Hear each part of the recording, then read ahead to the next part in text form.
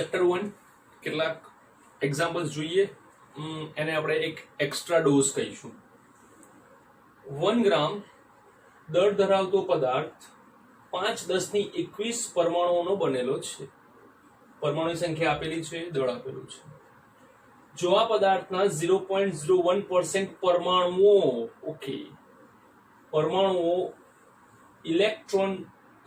પરમાણુ પરથી ઇલેક્ટ્રોન દૂર કરવામાં આવે છે, તો પદાર્થ પરનો કુલ વીજભાર કેટલો?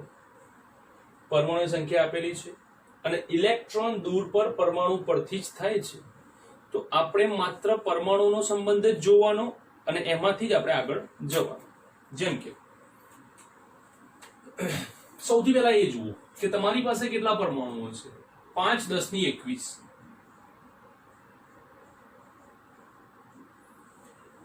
એ પરમાણુમાંથી એકમાંથી 0.01% દૂર થાય. પર્સન્ટેજ ભાગ્યા કરો 100 એટલે આંકડામાં કન્વર્ટ થઈ જશે.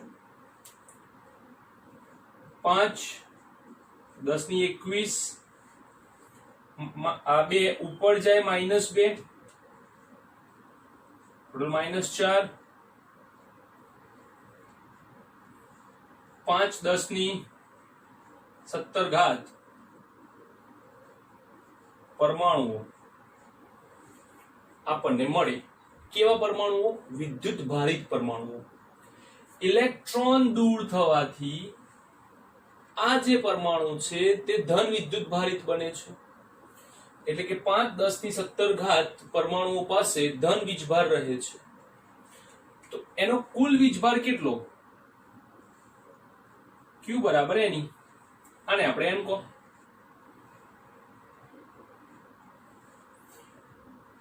5×10⁻17 ગુણ્યા 1.6 10⁻19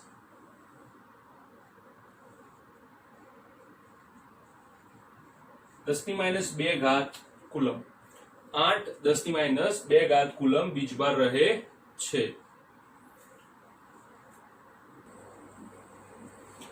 સેકન્ડ ન્યુમેરિકલ. m જેટલું સમાન દળ અને q જેટલો સમાન વીજભાર ધરાવતા બે કણો એકબીજાથી 16 સેન્ટીમીટર અંતરે છે. જો તેઓ કોઈ પણ પ્રકારનું બળ ન અનુભવે, નિયમ શું કહે છે કે જ્યારે પણ બે પદાર્થોના દળની વાત ચાલે છે ત્યારે તેમની વચ્ચે ગુરુત્વાકર્ષણ બળ લાગે અને વીજભાર આવે ત્યારે તેમની વચ્ચે વિદ્યુત બળ લાગે. ઓકે, તો અહીં બે પદાર્થો પર ગુરુત્વાકર્ષણ બળ પણ લાગશે, વિદ્યુત બળ પણ લાગશે અને એમનું કેવું એવું છે કે કોઈ પણ બળ નથી લાગતું. તો Q/m શોધો. ઓકે, આપણે પહેલા ક્લિયર કરીએ કે ધારો કે તેના પર કોઈ બળ નથી લાગતું, F = 0. પરંતુ જો દળ હોય અને વિદ્યુત ભાર હોય તો તેના પર કમ્પલસરી ઇલેક્ટ્રિક બળ અને ગ્રેવિટેશન બળ તો લાગે જ. વિદ્યુત બળ અને ગુરુત્વાકર્ષણ બળ લાગે. એટલે કે એ બંને બળોનો સરવાળો 0 થતો હોવો જોઈએ. Fe = -Fg. માનાંક લેતા Fe આપણને ખબર છે 1/4πε0. બંને સમાન છે એટલે Q²/R². G દળ સમાન છે Gm²/R². બંને ગયા. m નીચે લાવો, 4πε0 ઉપર લઈ જાઓ. Q²/m². 4πε0g વર્ગમૂળ લેતા 4πε0g. ઓકે, તો આટલો થાય છે તેનો ગુણોત્તર. સિમ્પલ કે કુલ બળ 0 છે પરંતુ બળ તો લાગે જ છે. કેટલા બળ છે? 2 બળ. તો બંને બળનો સરવાળો 0 થતો હોવો જોઈએ. પેલી વાત લઈ જાઓ, માઇનસમાં નાખ લો, કિંમતો મૂકો. વીજભાર સમાન છે એટલે Q1 × Q2 Q². દળ સમાન છે M1 × M2 M². R² cancel m square નીચે 4πε0 g ની જોડે વર્ગમૂળ કાઢો. ટેક અ સ્નેપશોટ, નહીં તો પોસ્ટ કરીને લખી લો.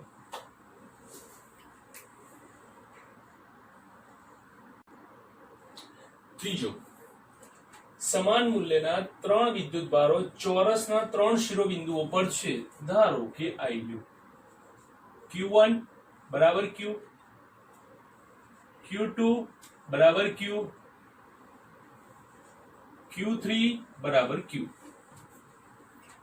મૂકેલ છે. જો Q1 અને Q2 વચ્ચે લાગતું બળ F12, આ બંને વચ્ચે, Q1 અને Q3 વચ્ચે લાગતું બળ F13, એટલે કે આ બંને વચ્ચે. ચલો જોઈએ. F12 1/4πε0 Q1 into Q2 સમાન છે Q square by R square. હવે 1 અને 2 વચ્ચેનું તો અંતર ચલો R લઈ લીધું, ચોરસ છે. આ પણ R થશે, આ પણ R, પરંતુ 1 અને 3 વચ્ચેનું જે અંતર છે એ બનાવે છે વિકર્ણ. વિકર્ણનું મૂલ્ય કેટલું થાય? √2R. કેવી રીતે? પાયથાગોરસ. R² + R² 2R², વર્ગમૂળ કાઢો √2R.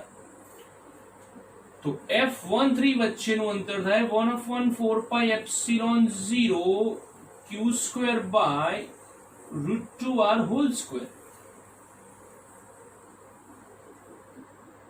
1/4πε0 Q² by 2R².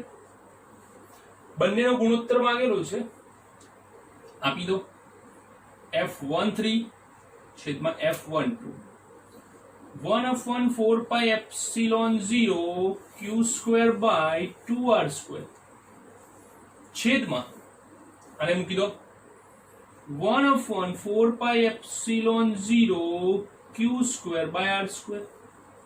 ચલો આ બંને કેન્સલ, આ પણ કેન્સલ, આ પણ કેન્સલ. શું વધ્યું? 1/2. તો આમ તેમનો ગુણોત્તર 1/2 થાય છે. હવે એક્સ્ટ્રા જુઓ. ધારો કે એવું કહે છે કે F12 અને F23 નો ગુણોત્તર આપો. તો F12 આપણી પાસે છે.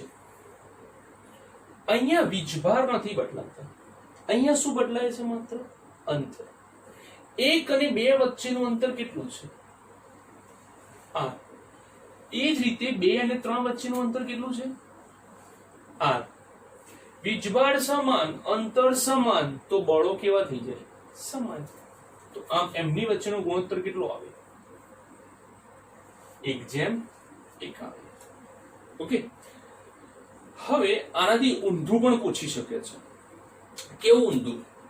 કે F31 અને F21 નો જવાબ તો આ જ આવે. કેમ? 1 વડે 2 પર લાગતું અને 2 વડે 1 પર લાગતું બળ હંમેશા કેવું હોય છે? સમાન.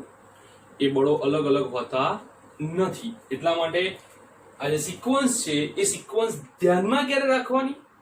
જ્યારે સદિશ સંબંધ આવે. સદિશ સંબંધમાં આંકડાઓ એના રહેશે, નિશાનીઓ બદલાઈ જશે. અદિશ સંબંધમાં નિશાનીની કોઈ ચિંતા જ નથી, તો પછી સિક્વન્સનું કોઈ ટેન્શન છે નહીં. તો આ છે ન્યુમેરિકલ. એક સ્નેપશોટ, નહીં તો પોઝ કરીને લખી લો.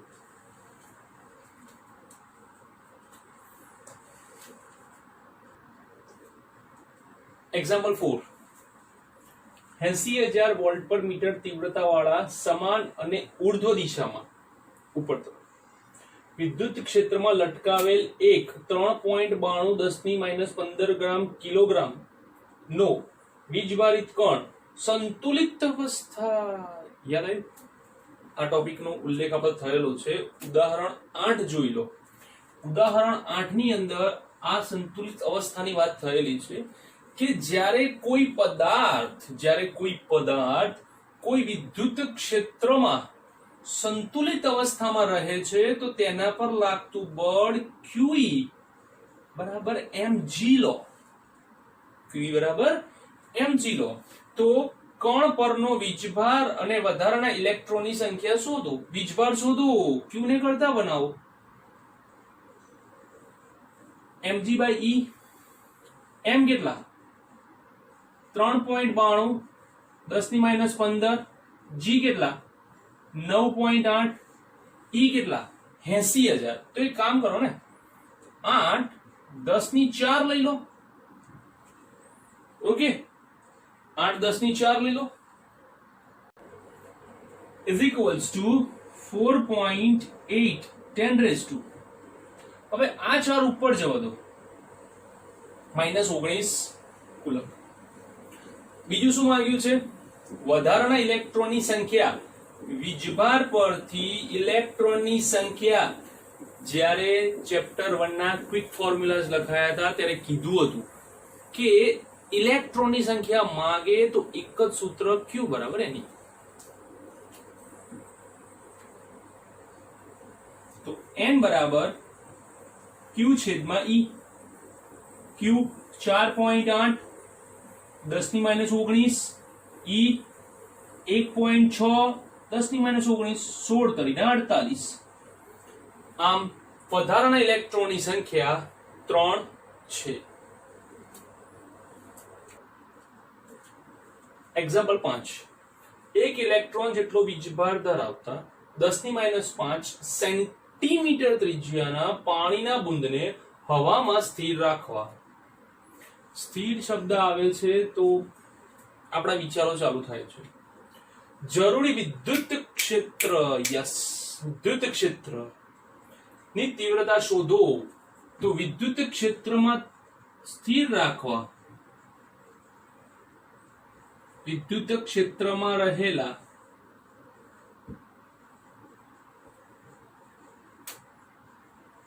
વીજભાર પરનું બળ F બરાબર QE બરાબર mg. તીવ્રતા શોધો. E ને કરતા બનાવો mg છેદમાં. હવે એક ઇલેક્ટ્રોન જેટલો વીજભાર કીધું છે તો Q ના સ્થાને આપણે E લખી શકીએ છીએ. Q ના સ્થાને આપણે E લખી શકીએ છીએ. પરંતુ અહીં કંઈક ઓછું નહીં લાગતું? યસ, દળ નથી.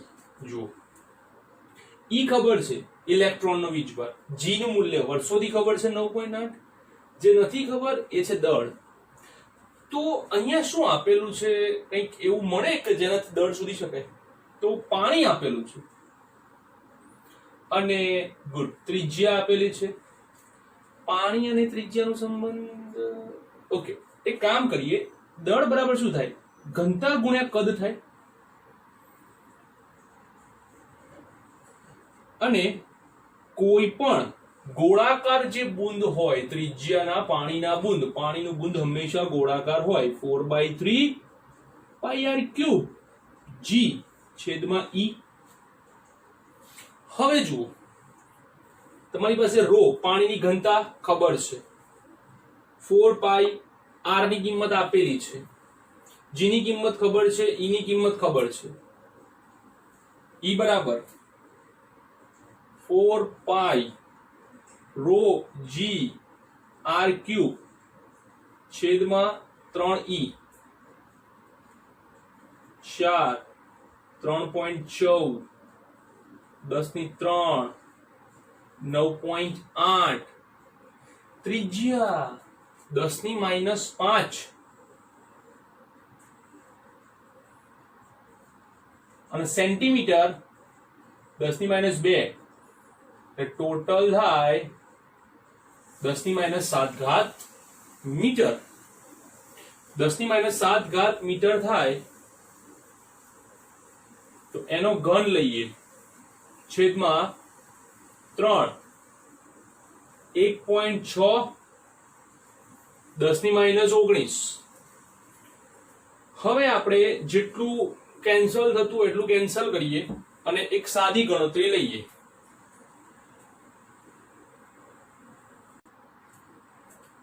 is equals to 25.64 10 raise to okay -7 તરી 21 આ 19 ઉપર જાય તો 19 ને 3 22 19 ને 3 22 ઓછા 21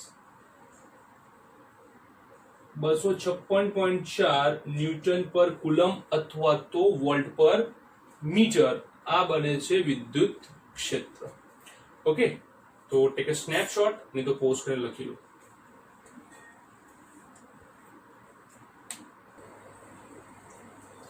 એક્ઝામ્પલ 6 પ્લસ 16 માઇક્રોકુલમ અને -9 માઇક્રોકુલમ ના બે બિંદુવત વીજભારો હવામાં એકબીજાથી 10 સેન્ટીમીટર અંતરે રાખેલ છે -9 માઇક્રોકુલમ ના વીજભારથી ખાલી જગ્યા અંતરે પરિણામી ક્ષેત્ર શૂન્ય બને ઓકે હવે જોઈએ આકૃતિ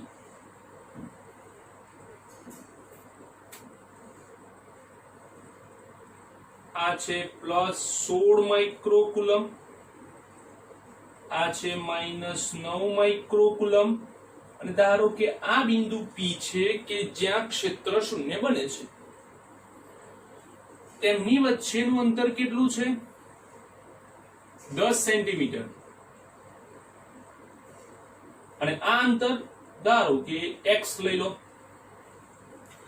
તો 9 માઇક્રોકુલમ વીજભારથી P બિંદુ x અંતરે અને 16 માઇક્રોકુલમ વીજભારથી P બિંદુ 10 સેન્ટીમીટર અને x એટલે કે બંનેના સરવાળા જેટલા અંતરે થાય છે પરિણામી ક્ષેત્ર શૂન્ય બને છે હમણાં આગળ જ દાખલામાં જોયું આપણે કે જ્યારે પરિણામી બળ શૂન્ય બને છે ત્યારે બે બળોનો સરવાળો 0 થતો હતો તો એવી જ રીતે પરિણામી ક્ષેત્ર શૂન્ય બને છે તો E1 પ્લસ E2 બરાબર 0 થતું હોવું જોઈએ માટે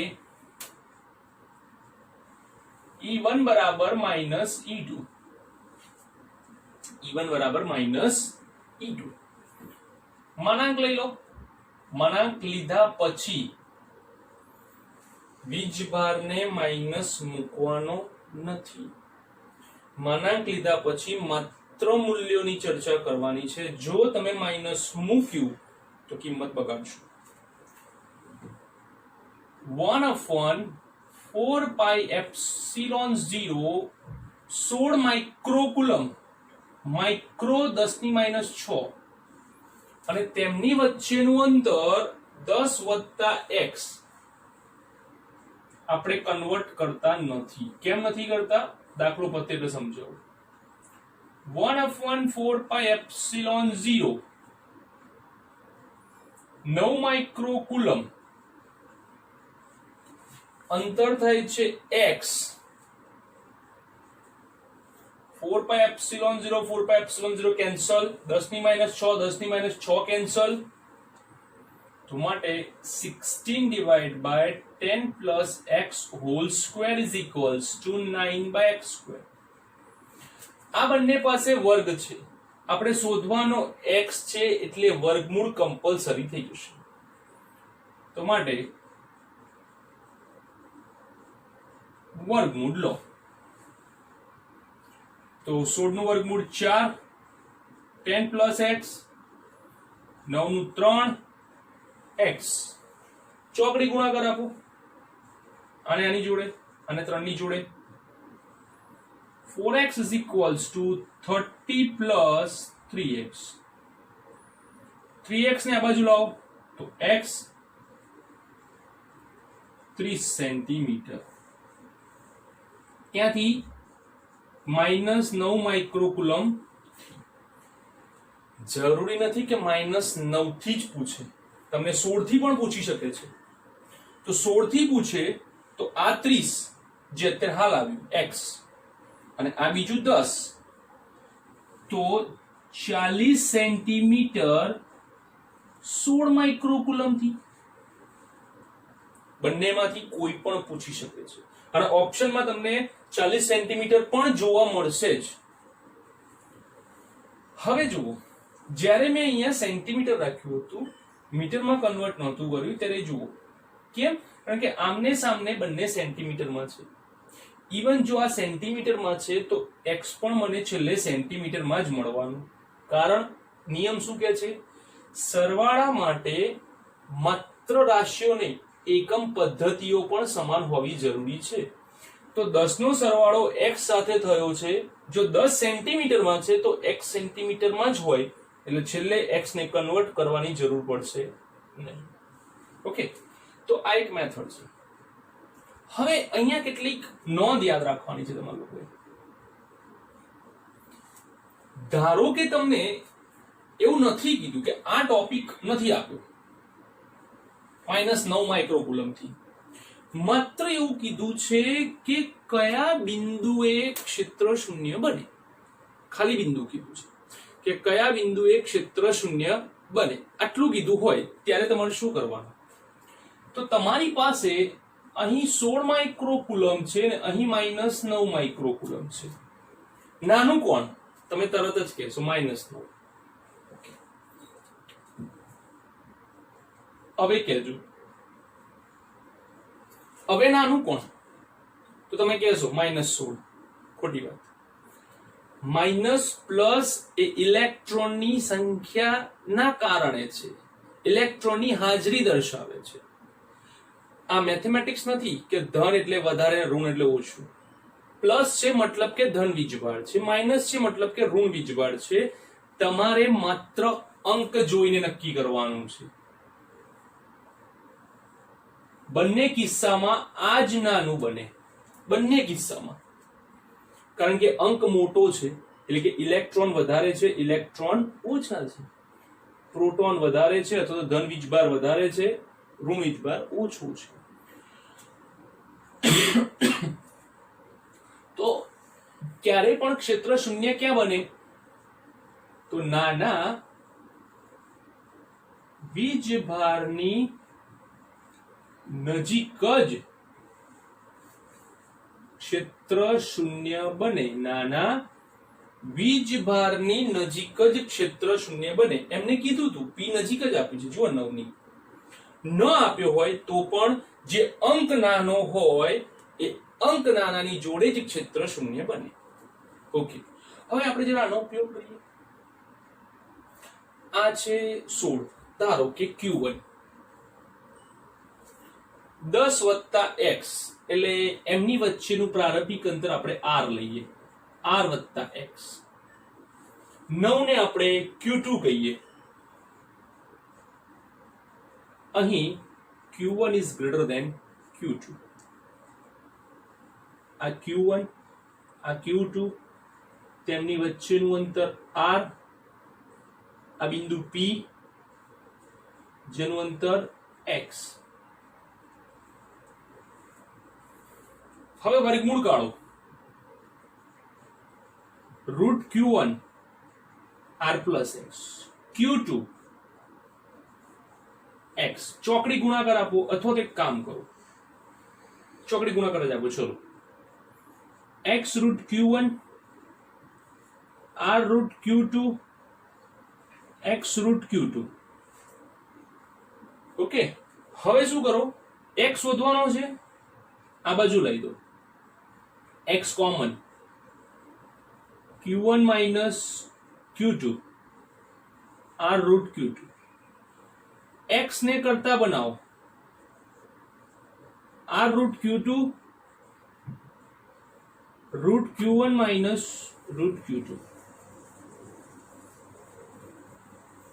ઓકે, અથવા તમે એવું કરી શકો છો કે આને √q2 વડે ભાગી પણ શકો છો. √q2 વડે ભાગો તો અંશ ભાગ્યા √q1 ને √q2 વડે ભાગો તો આવું બને.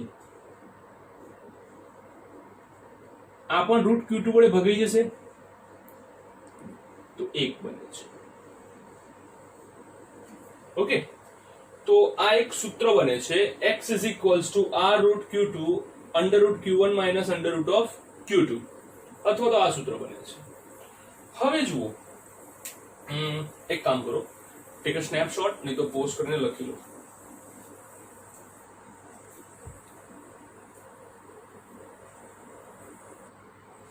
ઓકે, હવે આ સૂત્રનો ઉપયોગ કરીએ કે x is equals to r કેટલા આપેલા છે અને શું છે r? બે વીજભારો વચ્ચેનું અંતર છે. કેટલું આપેલું છે? 10 સેન્ટીમીટર.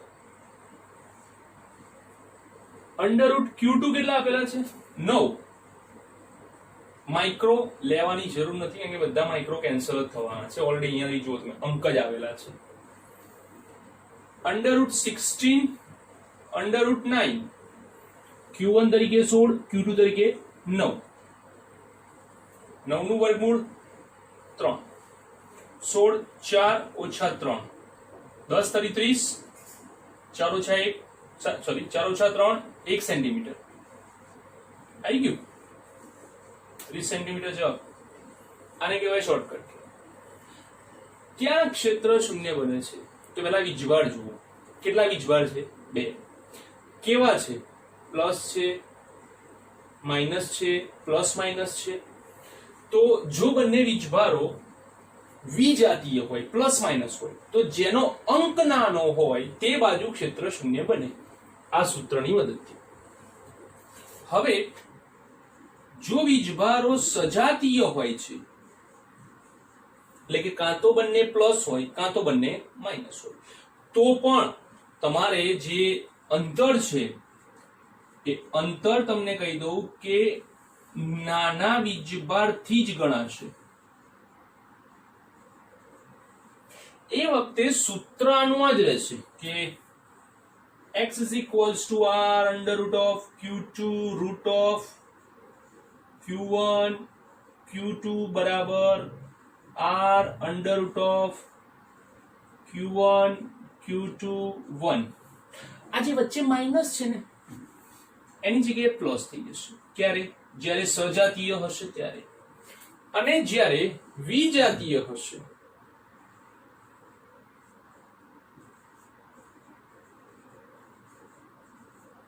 ત્યારે વચ્ચે માઇનસ રહેશે.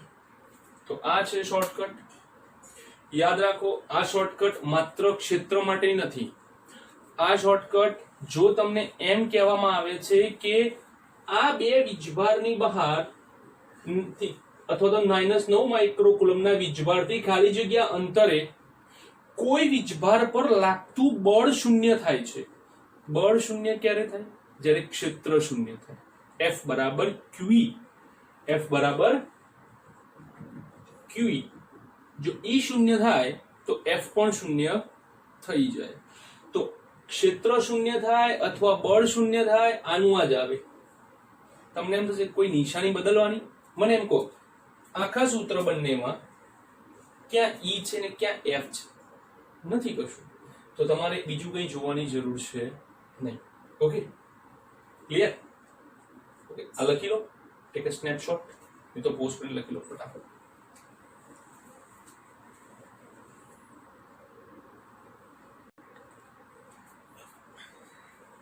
એક્ઝામ્પલ 7. બે બિંદુવત વિદ્યુતભારો 4q અને -q વચ્ચેનું આ બંને વિદ્યુતભારોની મધ્યમાં ત્રીજો વિદ્યુતભાર કેપિટલ Q મૂકેલ છે. જો વીજભાર -q પર લાગતું પરિણામી બળ શૂન્ય હોય તો કેપિટલ Q બરાબર ખાલી જગ્યા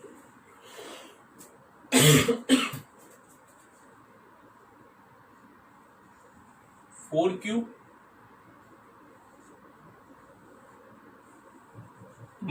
-q એની મધ્યમાં capital Q, r/2 r/2.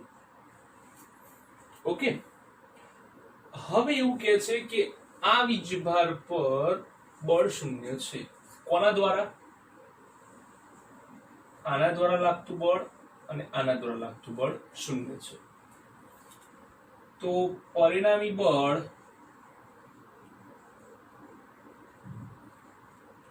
F બરાબર 0. આ બંને બળો એક રેખસ્થ જ આવશે, માટે F1 પ્લસ F2 બરાબર 0. F1 બરાબર -F2. હવે ગયા ન્યુમેરિકલમાં આપણે નિશાની એવું ગણી હતી.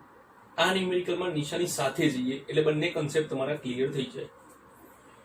1/4 પાઈ એપ્સિલોન 0 F1 4q વડે સ્મોલ q પર લાગતું બળ F1 4q minus q અંતર r/2 plus r/2 it's r is equals to minus 1/4 pi epsilon 0 આ બંને વચ્ચે લાગતું બળ F2 q minus q છેદમાં r²/4 4 પાઈ એપ્સિલોન 0 4 પાઈ epsilon 0 cancel r² cancel minus q cancel. Okay તો 4q is equals to છેદનો છેદ ક્યાં જશે અંશમાં -4q 4 કેન્સલ તો q વીજભારનું મૂલ્ય -q વીજભાર જેટલું હોવું જોઈએ. આમ તમે અહીંયા જુઓ જ્યારે માઇનસનો ઉલ્લેખ કરીએ છીએ ત્યારે વીજભાર પણ આપણે શું કર્યા માઇનસ પણ લીધા. પેલામાં આપણે શું કર્યું હતું ખાલી માનાંક વાપર્યો તો વીજભાર માઇનસ લેવાની જરૂર પડી નહીં. હવે સાંભળો જો વિદ્યુતભાર -q પર લાગતું પ્રેરણા બળ શૂન્ય હોય તો અથવા તો તમને એવું પૂછે આના આખાના સ્થાને કે જો સમગ્ર તંત્ર સંતુલનમાં છે તો પણ તમારે શું કરવાનું કોઈ પણ એક વીજભાર કોઈ પણ એક મતલબ કાં તો -q કાં તો 4q બંનેમાંથી વચ્ચેના વીજભારને નહીં ટચ કરવાનું. આ બંને છેડા પરના કોઈ પણ વીજભાર પર પરિણામી બળ શૂન્ય લઈને આ દાખલો ગણી નાખો તો પણ જવાબ એ જ આવશે કે તંત્ર સંતુલનમાં છે. ક્યારે જ્યારે બધા જ વીજભાર વડે કોઈ પણ વીજભાર પર લાગતું બળ શૂન્ય થાય.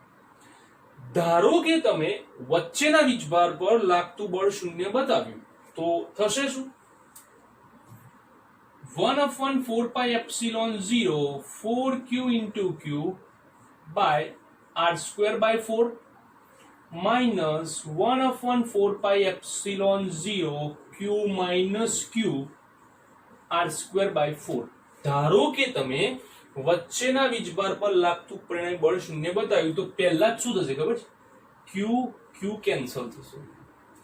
મતલબ કે જે શોધવાનું છે એ જ ઉડી જશે. તો શોધશો શું તો ક્યારેય વચ્ચેના વીજભાર પર લાગતું બળ શૂન્ય દર્શાવવાનું નહીં. છેડા પરનું જ દર્શાવવાનું કે જેથી કરીને બે માંથી કોઈ એક પદ પાસે q વધે અને q કેન્સલ ન થાય કે જેથી છેલ્લે જવાબ આપણને q બરાબર મળે. ઓકે ટેક અ સ્નેપશોટ નહીં તો પોસ્ટ કરીને લખી લો.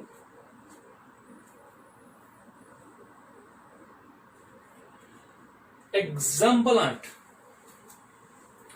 વિદ્યુતભાર કેપિટલ Q ને ચોરસના સામસામેના શિરોબિંદુઓ પર મૂકેલ છે. સામસામેના શિરોબિંદુઓ પર જ્યારે બીજા સામસામેના શિરોબિંદુ પર સ્મોલ q વીજભાર ગોઠવેલ છે. સામસામેના શિરોબિંદુઓ પર જો કેપિટલ Q પર લાગતું પરિણામી બળ શૂન્ય હોય કયો નીચે કે ઉપર ગમે તે લઈ લો ઉપર કે નીચે કોઈ પ્રોબ્લેમ નથી તો q/q શોધો. હવે જો આપણે સૌ પહેલા તો ચોરસ છે એટલે આને આપણે d કહી દઈએ અંતરને.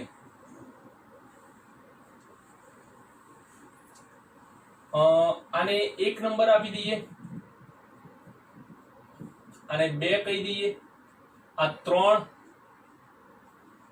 આ 4.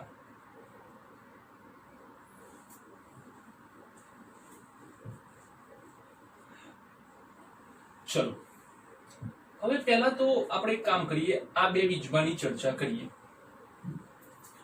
આ બંને વીજભાર ધન છે. શું થશે? અપાકર્ષણ. બળ ક્યાં લાગે? બહાર તરફ.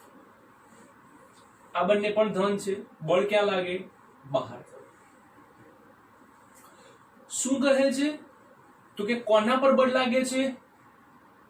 3 નંબર પર. અને કોના દ્વારા લાગે છે? 4 દ્વારા. 2 દ્વારા. કેટલું લાગે છે? એક સરખું. F34 बराबर F32 बराबर 1/4πε0 Q into Q by D square જેને આપણે કદાચ F ડેશ કહીએ. ચલો F ડેશ કહીએ. આ બંને સદિશ વચ્ચેનો ખૂણો કેટલો? 90 ડિગ્રી. માટે આપણે અત્યારે હાલ FQ પર લાગતું બળ સદિશ F34 પ્લસ સદિશ F32 લઈએ, તેનો માનાંક લઈએ તો શું થાય? F34 square F32 square 2 times 34 32 cos 90 એટલે 0. તો આ થાય f square plus f square plus 0 આ સ્ક્વેર માટે 2f સ્ક્વેર. તો આમ F34 પ્લસ F32 નો માનાંક થાય √2f. ઓકે, હવે પરિણામી સદિશ તો ચલો મળી ગયો, દિશા પણ જરૂરી છે ને. કઈ દિશામાં લેશું? તો કે આ જે દિશા છે ને આ દિશા છે, તેમાં બંનેની પુચ્છ ભેગી થાય છે. તો આપણે શું કરીશું? ભૂલી ગયા? કોઈ એકનો સમાંતર લઈ લો ને, તો જેથી કરીને એકના શીર્ષ પર બીજાની પુચ્છ આવી જશે. એકના શીર્ષ પર બીજાની પુચ્છ આવે એટલે આ થયો આપણો પરિણામી સદિશ. ઓકે, કેટલો થયો? √2f. ચલો વાંધો નહીં. હવે જોઈએ તો કે આ શું છે? q. આ q બંને કેવા છે? ધન. તેમની વચ્ચે શું થાય? અપાકર્ષણ. આઈ કેટલું કે કોના પર બળ લાગે છે? ત્રીજા પર. કોના વડે લાગે છે? પહેલા વડે. ઓકે, અને f કહી દો અને આને આપણે કહી દઈએ કોઈ f ડેશ નો સ્ક્વેર. ઓકે, તો છેલ્લે આપણને અહીંયા મળી જાય, નિશાની તો આપવી પડશે ને આપણે f ડેશ. તો આ જે છે એને આપણે f ડેશ કહીએ. ઓકે, તો તમે જુઓ f ડેશ અને F31 શું? f ડેશ આ બે પરથી જે આવ્યો તે આ વિકર્ણ, અને F31 બંને એક જ દિશામાં છે. તો સદિશ f ડેશ અને F31 એક રેખસ્થ છે. માટે f ડેશ પ્લસ F31 બરાબર 0. પરિણામી બળ શું કીધું છે? 0 છે. ઓકે, પરિણામી બળ કેવું કીધું છે? 0 છે. તો f ડેશ બરાબર માઇનસ F31. f ડેશ કેટલા આવે છે? √2f minus F31.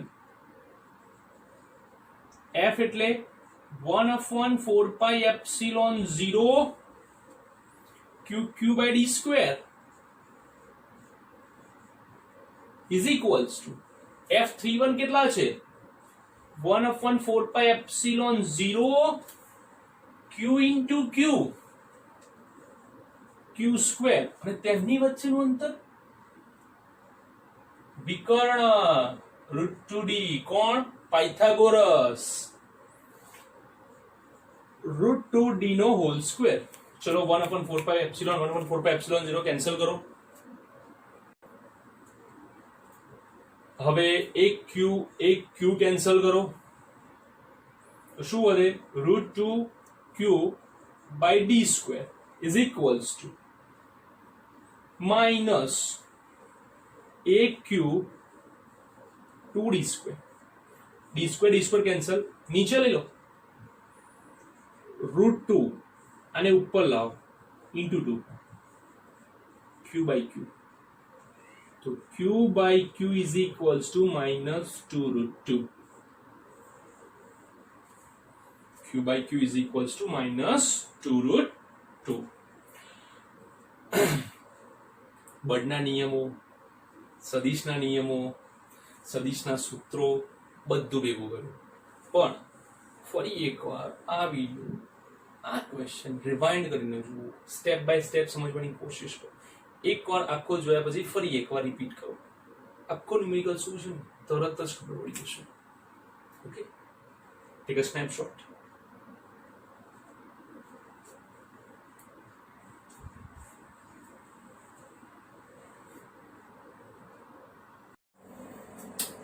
એક્ઝામ્પલ 9. સમાન મૂલ્ય ધરાવતા ત્રણ વીજભારો એ બાજુવાળા સમબાજુ ત્રિકોણના ત્રણ શિરોબિંદુઓ પર મૂકેલ છે. આકૃતિમાં દર્શાવેલ છે. એ પર લાગતું બળ અને તેની દિશા શોધો. હવે અહીંયા આકૃતિ પહેલેથી આપેલી હશે. જો ન આપી હોય તો એક કન્ફ્યુઝન થાય કે આ વીજભારોની ગોઠવણ કેવી રીતે કરવી. માઇનસ વીજભાર બી પર હોય કે સી પર હોય કે એ પર પણ હોઈ શકે છે. એટલે આકૃતિને લોકોને પહેલેથી આપેલી હશે. નહીં આપી હોય તો સ્પષ્ટ કીધું હશે કે એ પર કયો વીજભાર છે, બી પર કયો છે અને સી પર કયો છે. હવે આપણે જોઈએ કે અહીં વીજભારના મૂલ્યો સમાન છે, અંતર પણ સમાન છે એ માટે એ પર બી અને સી પર રહેલ વીજભારો દ્વારા લાગતું બળ સમાન રહે. હવે આપણને દિશાની ચર્ચા કરી છે તો પહેલા જોઈએ કે આ માઇનસ છે, આ પ્લસ છે, એટલે કે આકર્ષણ થાય છે. આ દિશામાં બળ લાગે. કયું બળ? F. કોના પર લાગતું? એ પર. કોના દ્વારા? બી દ્વારા. એવી જ રીતે આ જે વીજભાર છે તે સી છે. આ રીતે F એ પર કોના દ્વારા? સી દ્વારા. ઓકે, હવે થોડું મેથેમેટિક્સ નો કન્સેપ્ટ આપણે જોઈએ. ત્રિકોણ કયો છે? સમબાજુ. તો આ ખૂણાનું માપ કેટલું થાય? 60. રૈખિક જોડનો ખૂણો બનાવવા જઈએ તો આ અંદરના ભાગનું માપ કેટલું થાય? 120 ડિગ્રી. તો આમ F એ પર જે બળ લાગે છે તે બળ કોના દ્વારા લાગે છે? એસી અને એબી દ્વારા. હવે આપણો નિયમ શું કહે છે? એકના શીર્ષ પર બીજાની પૂંછને ગોઠવો. આનો સમાંતર ઘટક નીચે લઈએ. આ રીતે.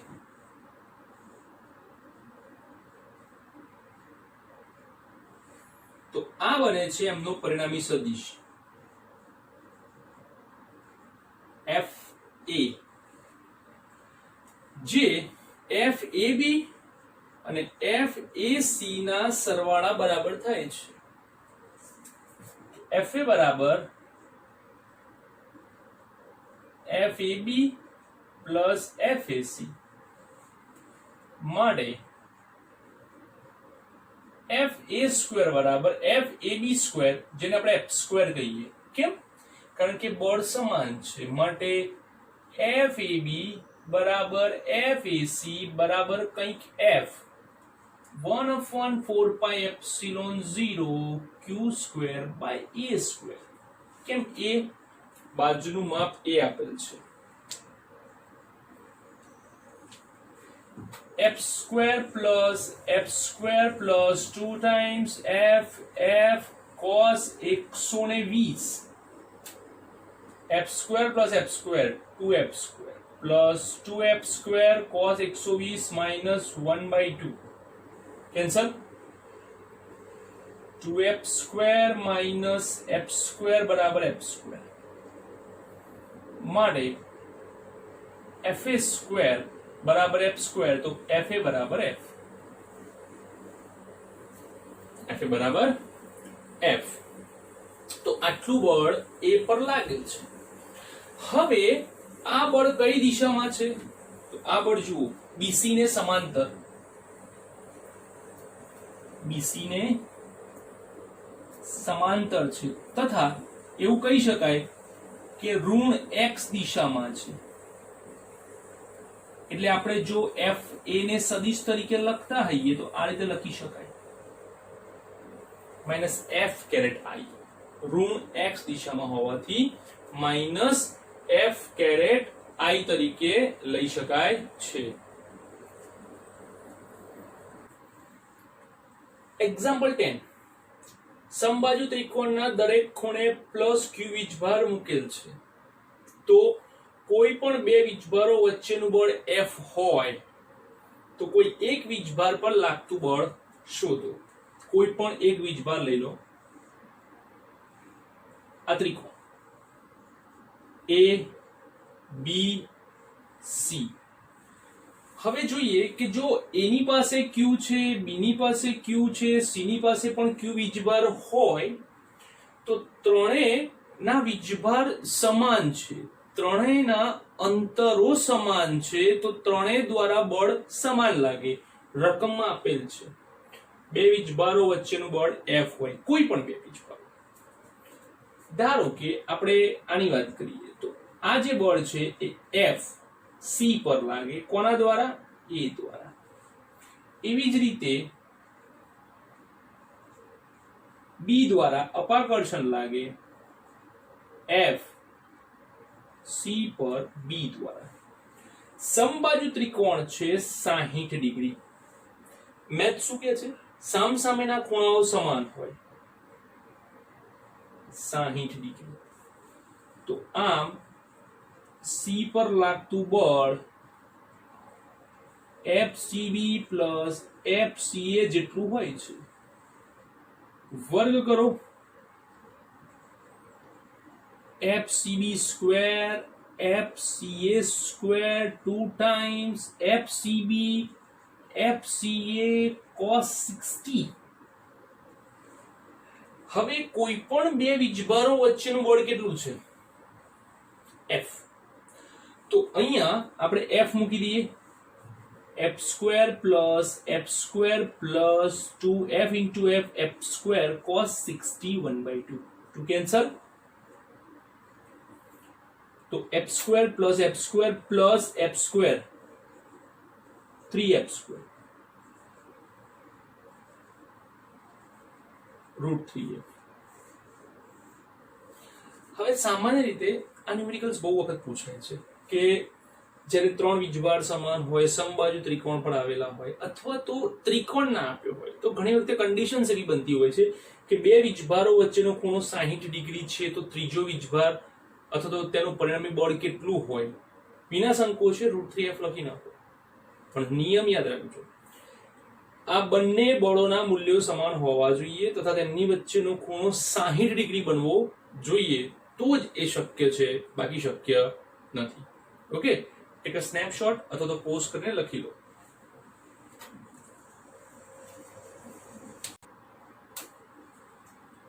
એક્ઝામ્પલ 11. અર્ધવર્તુળાકાર તાર પર રેખીય વીજભાર ઘનતા બીટા થીટા છે, જ્યાં બીટા અચળાંક છે અને થીટા x અક્ષ સાથે માપેલ કોણ છે. અર્ધવર્તુળાકારની ત્રિજ્યા a હોય તો કુલ વીજભાર શોધો. ક્યાં શોધો? સમગ્ર અર્ધવર્તુળ પરનો વીજભાર શોધો. પહેલા તો અર્ધવર્તુળ બનાવો. ચલો રકમમાં જે આપેલું છે એ જ બનાવો. આ અર્ધવર્તુળ, આ એનું કેન્દ્ર. રેખીય વીજભાર ઘનતા બીટા થીટા છે, બીટા અચળાંક છે, થીટા x અક્ષ સાથે માપેલ કોણ છે. આને આપણે x અક્ષ કહી દઈએ અને આ જે છે તે માપેલો કોણ થીટા છે. જો અર્ધવર્તુળાકારની ત્રિજ્યા a હોય તો કુલ વીજભાર શોધો. હવે અહીંયા જે છે એ અંકો નથી આપેલા. શું આપેલું છે? વીજભાર ઘનતા. તમારે વીજભાર ઘનતા જ્યારે પણ શોધવાની થાય ત્યારે હંમેશા તમારે અંકો સાથે નહીં, સંજ્ઞાઓ સાથે લડત આવશે. બહુ સિમ્પલ વિચારો અને સિમ્પલથી યાદ રાખો કે જ્યારે પણ આ પરિસ્થિતિ આવે ત્યારે તમારી પાસે સૂક્ષ્મ ખંડ હોવો જરૂરી છે. જેમ કે અહીંયા કંઈ બદલા એવું હોય તો તે શું છે? તો કે બીટા ના અચળાંક છે. થીટા એક્સ અક્ષ સાથે માપેલ કોણ મેં અહીંયા બતાવ્યો, કોઈ બીજી જગ્યાએ બતાવી શકે છે.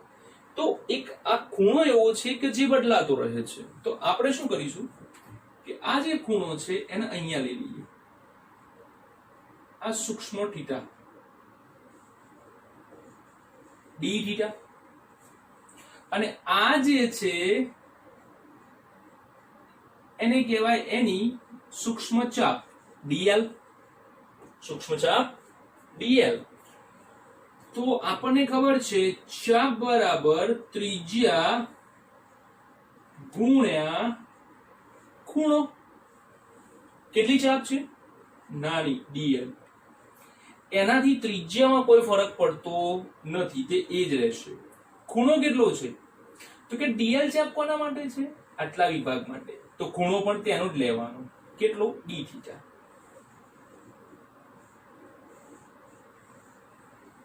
હવે શું કે છે કે રેખીય ઘનતા લેમ્ડા બરાબર ક્યુ છેદમાં એલ. હવે જો ચાપ સૂક્ષ્મ હોય એટલે કે તમે આખાની જગ્યાએ ખાલી થોડાક ભાગની જ વાત કરો તો આ પણ કેવું આવશે? સૂક્ષ્મ dq બાય dl. dq બરાબર લેમ્ડા ઇન્ટુ dl. હવે લેમ્ડાની કિંમત આપી છે બીટા થીટા, તો dl કેટલા છે? a into d theta. તો હવે આપણે સંકલનમાં લઈએ. કેમ સંકલનમાં? તો આ જે dq મળ્યો છે તે માત્ર આટલા વિભાગનો છે, અને આપણે અહીંયાથી એટલે કે થીટા બરાબર 0 થી આખો અર્ધવર્તુળ એટલે કે થીટા બરાબર પાઈ સુધીનો ખૂણો જોઈએ છે. તો સંકલન 0 થી pi a beta theta D theta, a beta theta D theta. આ થાય q. a બીટા કોમન કાઢ લો. થીટા નું સંકલન થીટા સ્ક્વેર બાય 2 0 થી pi a beta pi square by 2. કેમ? આ તો લિમિટ 0 છે, 0 મૂકશો તો બધું 0 જ થશે. તો વીજભાર આવે a beta pi square by 2. તો આ રહ્યો તમારો આન્સર કે આ અર્ધવર્તુળ પર જે વીજભાર, આ અર્ધવર્તુળ પર જે વીજભાર રહેલો છે તે છે a beta pi square by 2. Example 12. આકૃતિમાં દર્શાવેલ a લંબાઈ અને b પહોળાઈના લંબચોરસ પરનો કુલ વીજભાર શોધો. લંબચોરસ પરની પૃષ્ઠ ઘનતા સિગ્મા બરાબર 20 xy છે. હવે આ લંબચોરસ તકતી આપેલી છે, મતલબ પ્લેટ જેવું. આ લંબચોરસ પર કોઈ પણ જગ્યાએ આપણે એક બિંદુ ધારી લઈએ, કોઈ પણ જગ્યાએ. કેમ? કારણ કે જો સિગ્મા આપ્યો છે તો એનો મતલબ એ છે કે અહીંયા જે વીજભાર વિતરણ છે તે નિયમિત છે. આપણે એક નાનકડો ટુકડો ધારી લઈએ, આટલો. વીજભાર આખામાં છે, ધારો કે ધન વીજભાર આપણે લઈએ, બરાબર? આખામાં છે.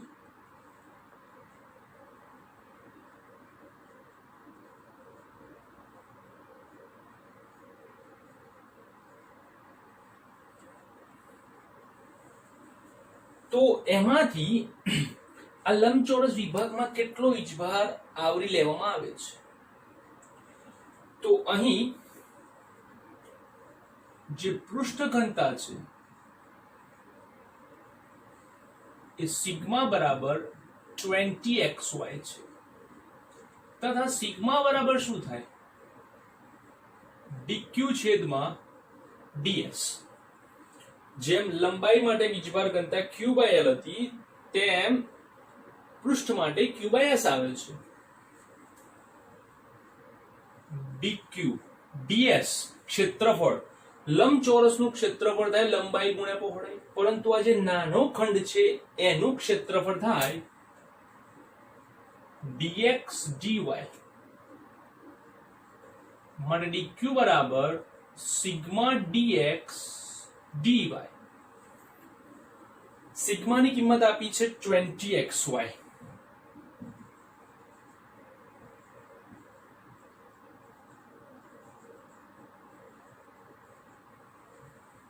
સંકલન લેતા હવે તમે પહેલી વાર એવું જોયું હશે કે તમારી પાસે સંકલનમાં x અને y બે વાર છે, તો તમારે બે વાર સંકલન કરવું પડશે, વારાફરતી કે એક સાથે. એના માટે આપણે અહીંયા જોઈએ કે ભાઈ ગુણાકાર છે. જો ગુણાકાર કે ભાગાકાર ની જગ્યાએ સરવાળો કે બાદબાકી હોત તો આપણે વારાફરતી સંકલન કરવા પડત, પરંતુ અહીં ગુણાકાર છે તો વારાફરતી કરવાનો કોઈ મતલબ થતો નથી. તો આપણે બંનેના એક સાથે કરી દઈશું. x dx y dy. 0 થી a લંબાઈ, 0 થી a અને 0 થી b ની પહોળાઈ, ગમે તેને લંબાઈ ગમે તે પહોળાઈ, મતલબ કે એવું નથી કે b મોટો હોવો જોઈએ, a ને મોટો લઈ લો. ક્લિયર? મેં લંબાઈ આને કન્સિડર કરી છે, પહોળાઈ આને કન્સિડર કરી છે. 20 x નું સંકલન થાય x²/2, y નું સંકલન થાય y²/2.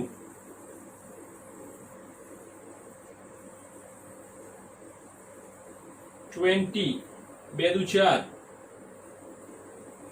a² - 0 b² - 0, upper limit minus lower limit, upper limit minus lower limit, 20/4 એટલે 5 a² × b².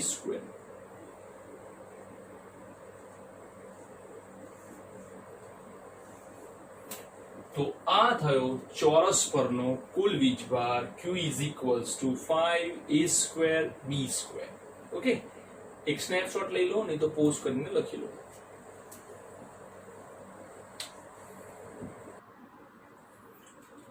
એક્ઝામ્પલ 13. આ ત્રિજ્યાની ગોળીય કવચ પરની વીજભાર ઘનતા ρ બરાબર βr² સૂત્ર વડે અપાય છે, તો ગોળામાંનો કુલ વીજભાર શોધો. 11મો દાખલો લેમ્બડા ઉપર, 12મો દાખલો સિગ્મા ઉપર, અને હવે ઘનતા ઉપર. મતલબ કે તમે ત્રણેય પ્રકારની ઘનતાને આવરી લીધેલી છે. અહીંયા કીધું છે સ્પષ્ટ કે ગોળો લીધો. ગોળાના કેન્દ્રથી એની ત્રિજ્યા કેટલી થાય છે? r. સમગ્ર ગોળો એ વીજભારથી ભરેલો છે અને એવામાં મારે એના પરનો કુલ વીજભાર શોધવો છે. તો શું કરીશ કે કેન્દ્રથી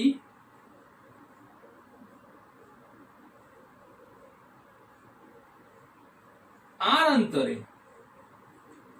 અને ત્યાંથી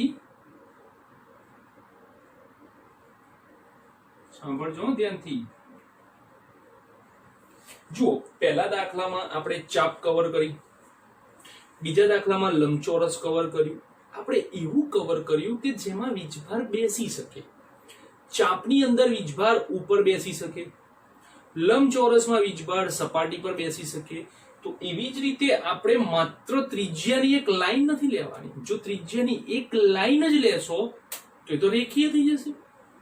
ઓકે, તો તમારે શું લેવાનું છે કે ત્રિપરિમાણીય આ જે જાડાઈ છે આટલો વિભાગ,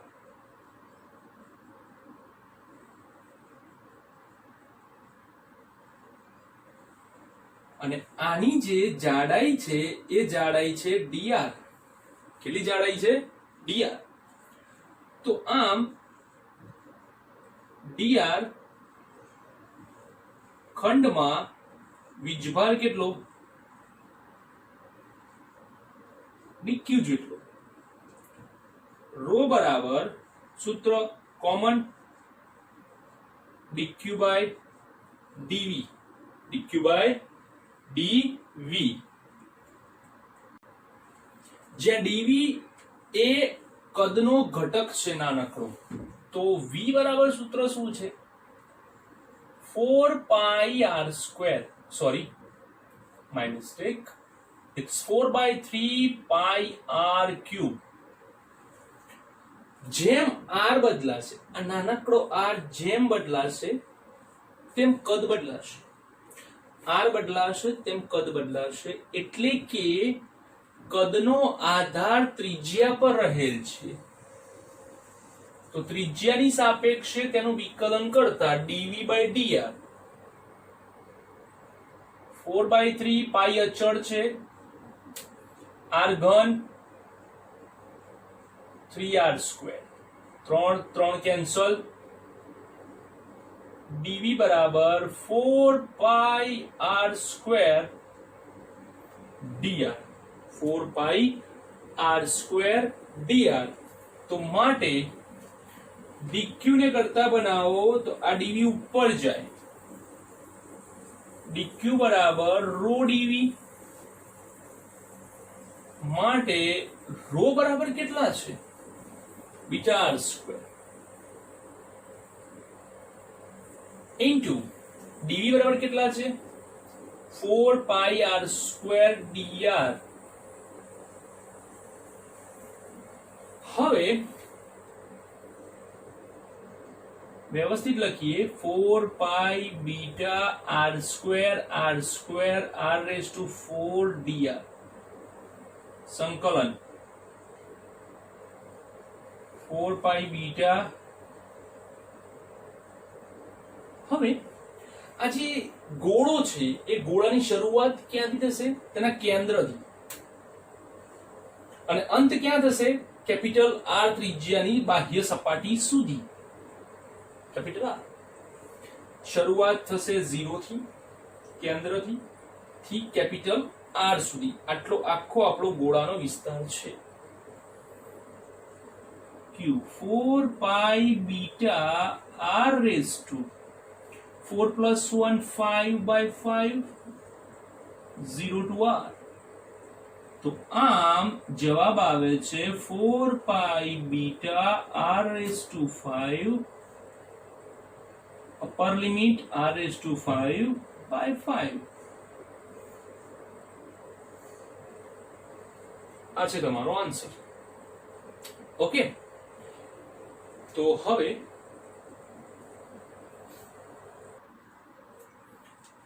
એક્ઝામ્પલ 14 એક પોલાર નળાકારમાં q વીજભાર છે જો તેની વક્ર સપાટી b સાથે સંકળાયેલ ફ્લક્સ phi હોય તો a માંથી પસાર થતું કુલ ફ્લક્સ શોધો નળાકારના અહીંયા આપણે વીજભાર મૂકી દઈએ q તમારામાંથી કોઈ મને એવું કહેશે કે સર આપણે થિયરીમાં તો એવું જોયું કે અહીંયાથી ફ્લક્સ પસાર થતું નહોતું એ વખતે શરતો અલગ હતી અત્યારે કન્ડિશન અલગ છે બરાબર અત્યારે એમને કીધું છે કે બી સાથે સંકળાયેલ ફ્લક્સ phi છે તો પછી તમે તમારા લોજિક નહીં દોડાવવાના એમને કીધું છે તો એને આપણે ફોલો કરીશું તો અહીંયા આપણી પાસે ત્રણ સપાટી છે એક જમણી બાજુ એક ડાબી બાજુ અને એક આખી વક્રાકાર કેટલી એક જમણી બાજુ એક ડાબી બાજુ અને એક આખી વક્રાકાર સપાટી આને બી કીધી છે અને એ કીધું છે અને સી કીધી છે સમગ્ર નળાકારને ગાઉસિયન પૃષ્ઠ લો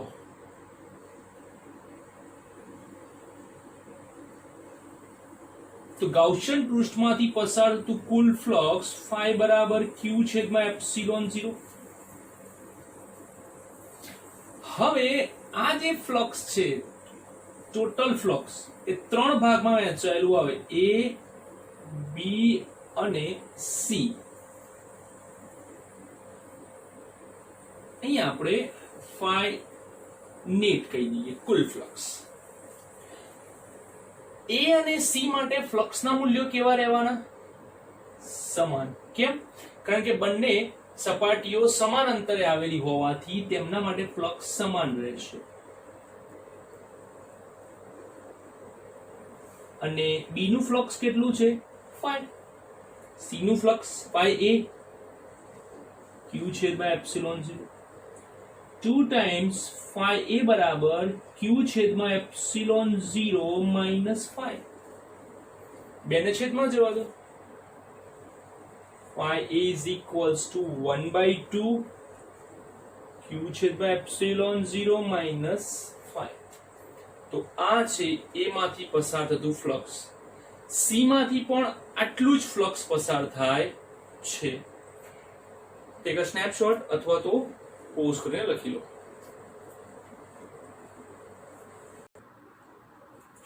એક્ઝામ્પલ 15. આકૃતિમાં દર્શાવ્યા મુજબ 3 અનંત વિસ્તાર વાળી વીજભારિત સમતલ મૂકેલ છે. 1, 2 અને 3. તેમાં પી બિંદુએ એટલે કે અહીંયા વિદ્યુત ક્ષેત્ર શોધો. ઓકે, તો સૌપ્રથમ અહીંયા જોઈએ આકૃતિમાં જે આપેલું છે તે પ્રમાણે કે સમતલ ગોઠવેલ છે અને દરેક પાસે પોતપોતાનો વીજભાર ઘનતા છે. આની પ્લસ સિગ્મા છે, આની -2 સિગ્મા છે અને આની માઇનસ સિગ્મા છે. ઓકે, આ રીતે 3 વીજભાર ઘનતાઓ ગોઠવેલ છે. એ બિંદુ પાસે આપણે ક્ષેત્ર શોધીએ. તો એક કામ કરીએ, આપણે દરેક પ્લેટને એક નામ આપી દઈએ. આને 1 કહીએ, 2 કહીએ અને 3 કહીએ. ઓકે, હવે પ્લેટ 1 જે છે એમાં વીજભાર જે સપાટી છે પ્લેટ પાસે આ રીતે છે. ઓકે, આની પાસે વીજભાર કયો છે? ધન વીજભાર ગોઠવાયેલ છે પી બિંદુ પાસે. તો ક્ષેત્ર કઈ દિશામાં આવશે? ઉપર તરફ અને અહીંયા નીચે તરફ. તો માટે પહેલી પ્લેટ માટે આપણું આવશે વિદ્યુત ક્ષેત્ર E બરાબર સિગ્મા છેદમાં એપ્સિલોન 0, સોરી 2 એપ્સિલોન 0. સદિશની વાત કરીએ તો પી બિંદુ પાસે સદિશ કઈ દિશામાં જાય છે? નીચે તરફ.